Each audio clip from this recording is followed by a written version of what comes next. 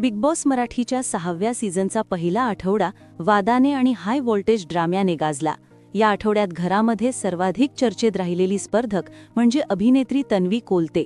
कधी घरातील लोकांची उद्धटपणे बोलणे तर कधी विनाकारण रडून भावनिक कार्ड खेळणे. अशा तन्वीच्या वागण्यावर अखेर सूत्रसंचालक रितेश देशमुख यांनी भाऊच्या धक्क्यावर कडक शब्दात ताशेरे ओढले आहेत. आजच्या भागात रितेश देशमुखने तन्वीच्या संपूर्ण आठवड्यातील वागण्याचा आढावा घेतला.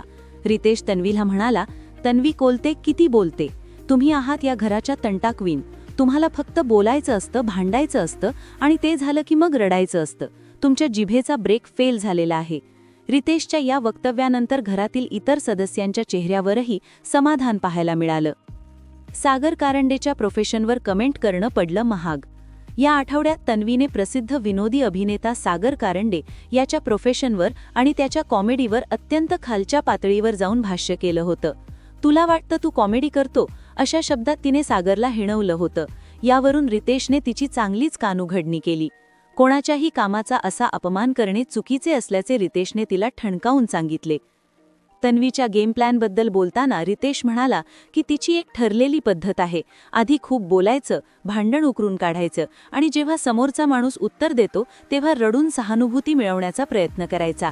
तन्वीने आपली बाजू मांडण्याचा प्रयत्न केला, पण रितेशने तिला मध्येच थांबवून स्पष्ट शब्दात तिची शाळा घेतली. तुम्ही आहात या घराच्या तंटा क्वीन. तुम्हाला फक्त बोलायचं असतं, भांडायचं असतं आणि ते झालं की मग रडायचं असतं. तुमच्या जिभेचा ब्रेक फेल झालेला आहे. सर पण मी बोलतो, थांबा 1 मिनिट. आज रात्री 8 वाजता कलर्स मराठी आणि जिओ हॉटस्टार